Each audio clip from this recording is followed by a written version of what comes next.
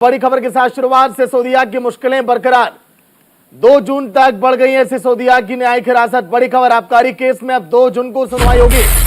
शराब घोटाले केस में जेल में बंद है दिल्ली के पूर्व डिप्टी सीएम सिसोदिया। 2 जून तक सिसोदिया की न्यायिक हिरासत बढ़ चुकी है। दिल्ली की राव रेवेन्यू कोर्ट ने सीबीआई मामले में दिल्ली के पूर्व डिप्टी सीएम सिसोदिया की न्यायिक हिरासत अब 2 दिनों तक बढ़ा दी है। बड़ी खबर जो आप देख रहे हैं, दिल्ली की राव रेवेन्यू कोर्ट ने सीबीआई मामले में अब सिसोदिया की हिरासत 2 जून तक बढ़ा दी है।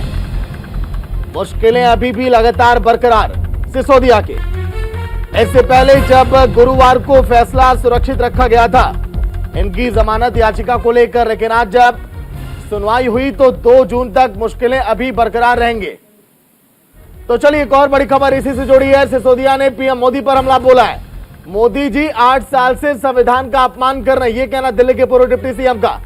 संविधान को तोड़ रहे हैं मोदी जी। सुप्रीम कोर्ट ने कहा कि संविधान को माने मोदी जी, यह कहना दिल्ली के पूर्व डिप्टी सीएम का। मुश्किलें बरकरार, लेकिन पीएम नरेंद्र मोदी पर हमलावर दिल्ली के पूर्व डिप्टी सीएम। सिसोदिया की न्यायिक हिरासत 2 जून तक बढ़ गई है। न्यायमूर्ति मोदी जी 8 साल से संविधान का अपमान कर रहे थे, संविधान को तोड़ रहे थे। सुप्रीम कोर्ट ने कहा कि संविधान को माने मोदी जी। मोदी जी 8 साल से संविधान का अपमान कर रहे थे, संविधान को तोड़ रहे थे। सुप्रीम कोर्ट ने कहा कि संविधान को माने मोदी जी। मोदी जी 8 साल से संविधान का अपमान कर रहे थे, संविधान को तोड़ रहे थे। सुप्रीम कोर्ट ने कहा कि संविधान को माने मोदी जी। मोदी जी 8 साल से संविधान का अपमान कर रहे थे, संविधान को तोड़ रहे थे। सुप्रीम कोर्ट ने कहा कि संविधान को माने मोदी जी।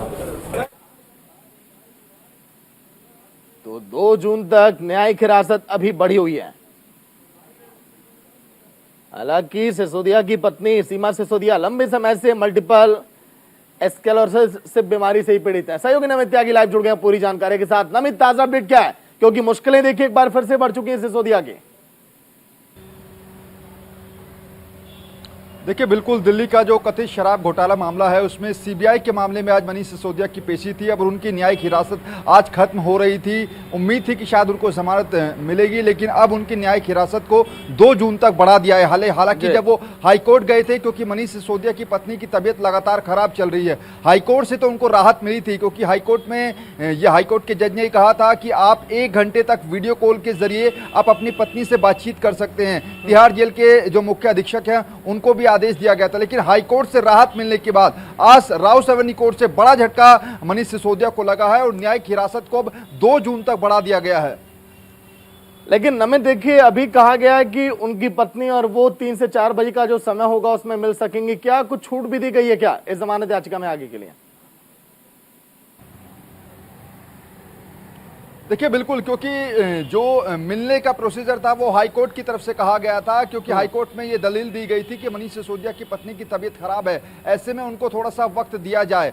फिलहाल अगर जो मेरे पास जानकारी आ रही है उसके मुताबिक तकरीबन दिन में 1 घंटे का वक्त जो है वो मनीष सिसोदिया को दिया गया है पत्नी से मिलने के लिए। दूसरी जानकारी ये है कि जो आज न्यायिक हिरासत खत्म हो रही थी, अब ये इस मामले में 2 जून तक बढ़ा दी गई है, क्योंकि आपको भी ये जानकारी होगी सागर की साल में 1 से 2 महीने तक जो कोर्ट हैं वो बंद रहते हैं। ऐसे में अब बड़ा सवाल है कि मनीष सिसोदिया आखिर कब तक जेल में रहेंगे। हालांकि आज जब मनीष सिसोदिया को राव रेवेन्यू कोर्ट में पेश किया गया था तो उस दौरान जो कल सुप्रीम कोर्ट का फैसला आया था, उन्होंने उस बारे में भी बोला कि पिछले 8 साल से मामला कोर्ट के अंदर चल रहा था। लगातार जो मोदी सरकार है वो संविधान का गला घोट रही थी, लेकिन आखिरकार दिल्ली सरकार की जीत हुई, सत्ता की जीत हुई, तो इस मुद्दे पर वो बोलते हुए नजर आए। चलिए ठीक है नमित, बने रहिएगा, लौट कर आऊंगा।